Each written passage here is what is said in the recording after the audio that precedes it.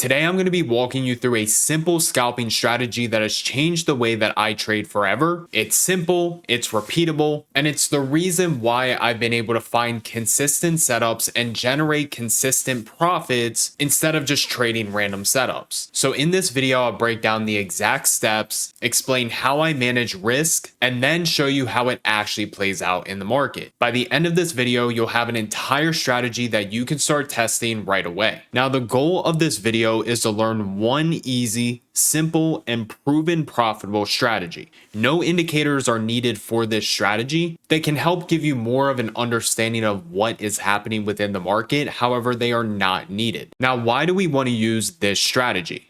Most traders spend their entire day glued to the screen trying to catch every single move. That's not how you want to trade, and it usually leads to over trading. Now, I personally used to be that guy jumping in and out of breakouts, reversals, and whatever else looked like a good setup. However, it never worked long term. And one of my biggest aha moments was when I realized I don't have to sit here all day, every day, and try to catch every single setup. Now I only focus on the first hour and a half of market open. That's when the most amount of volume and volatility shows up, which means the cleanest opportunities. And once it starts to hit around like 11 a.m., 11:30 a.m. at the latest, I'm usually done for the day. And only focusing on the first hour and a half to 2 hours has made me a much better trader. So now I want to break down the opening range play. Step number one is you want to wait for the first 30 minutes of market open. So that is going to be from 9:30 a.m. New York time to 10 a.m. New York time. You then want to mark the high and low of that first 30-minute opening candle. So as you can see in this example right here, this is the very first 30-minute candle of market open. I went ahead and marked the high of that first 30-minute and then the low of that first 30-minute. Now, before we continue, there are multiple different opening ranges that you can trade, and I'm sure you guys have seen a lot of these on YouTube, such as the 15-minute opening range, which is a huge one that a lot of people like to trade, a 5-minute opening range, and then I also know a lot of traders who trade the hourly opening range. All of these opening ranges are going to have the same rules. However, at the end of the day, it's which opening range do you prefer? And for me, it is personally the 30-minute opening range. Now, the reason why I like the 30-minute opening range is because typically when we do have news throughout the week, those are scheduled for 9:45 New York time and then 10 a.m. New York time. So after that 10 a.m. candle, that gets all the news out of the way. Now, step number two is we want to wait for price to break above or below the 30-minute range, and we want to see a close outside of the range. So for example, in an uptrend scenario, and if you want better signals with the 30-minute opening range, you need to understand from a higher time frame perspective, is the market bullish or is the market bearish? If we are in a downtrend, then obviously we want to look for a downtrend or breakout. Or if price is in an uptrend, obviously we would like to see price break above the high of the 30-minute opening range. So depending on your higher time frame bias, if price were to break above the high of the 30-minute opening range, we are typically going to look for price to come back and retest it either later in the day or as soon as price breaks out. When we retest the 30-minute opening range high, we would like to see a bullish confirmation to get into this trade.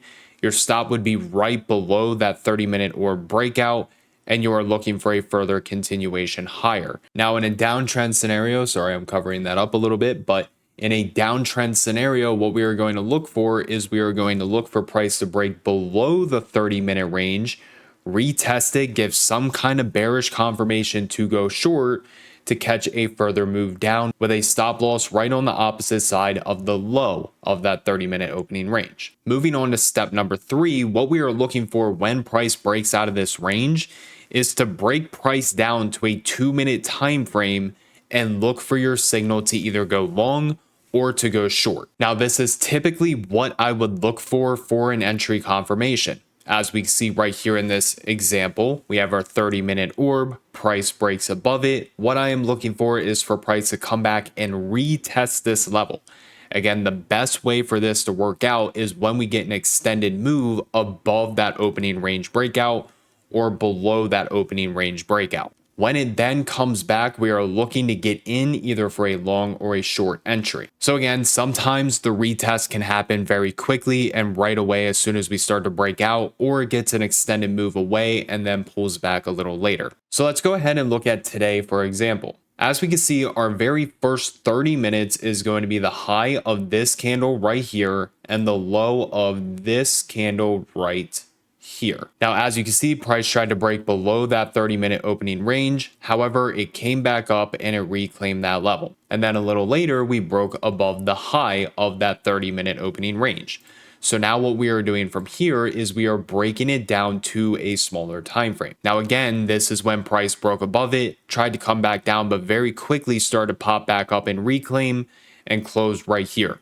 This is one of those scenarios where you could have tried it long because the retest happened right away, but they stop loss right on the opposite side of this confirmation candle. Or a little later, price came down, pretty much tested this area right here, which again could have led to a low risk, high probability entry because realistically you were risking probably 2-3 points. And then from that level, we pushed about 6 points to the upside. So that was today's example. Now, I do want you guys to keep in mind this setup is not going to happen every single day. There's days where it presents itself and there's other days where it doesn't. Looking at this example from the other day, again, same thing. Here's the high of the first 30 minutes, and then here is the low of the first 30 minutes. Now, price tried to break below this level. It came up. It did start to reject. So if you went short, you would have gotten short at the close of this candle, which was 40.75. You were risking about like 6 points to only make 4 points. So obviously you would have either been stopped out at break even or in profits. But a little later in the day, we came up, we broke the range. And what do we notice? We held this area as support for 1, 2, 3, 4, 5, pretty much 6 candles before we rallied for the rest of the day. And this is why having that higher time frame bias is going to help you understand, are we looking for a breakout above the 30-minute range or below the 30-minute range? Because we were very bullish when price gapped down. We went into a demand level on the YM futures as well as ES. So price was very bullish because there was nothing blocking it to the upside. So instead of trying to short this, you would want to look for price to break above because again, the higher time frame is bullish. And as you can see, we held that area multiple times before rallying throughout the rest of the day. And even breaking it down to a 2-minute time frame, you can see how many times we held this area on the 2-minute time frame. So on this trade, honestly, you were probably risking about like 2-3 points just for it to rally. Let's say you got in at like 7-6, about 40 points. So again, that's a really good example. And then finally going ahead and looking at one more example. Here is the high of the 30-minute range right here. And then here's the low of the 30-minute range right here.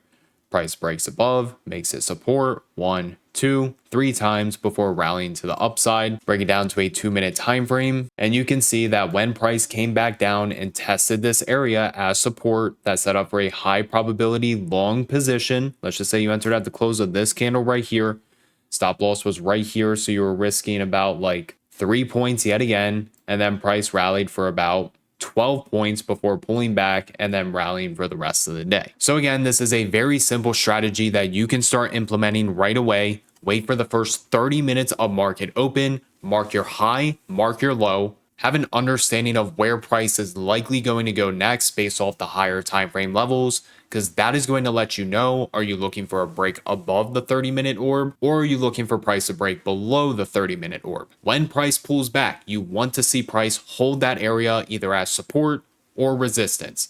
If we're constantly rejecting off of it, or if we get a confirmation candle, it sets up for a low risk, high probability trade. And then from there, you just have to follow basic risk management, slowly scale out of your position, and then move your stop loss up in hopes of catching a larger move. So if you guys found value in today's video, make sure to smash that like button as well as clicking that subscribe and that bell icon. It would mean the absolute world to me. And if you haven't already, I live trade here on YouTube every single day. So make sure you guys do have those notifications on. That way you're notified every single time I go live. See you guys in the live stream and have an amazing rest of your day.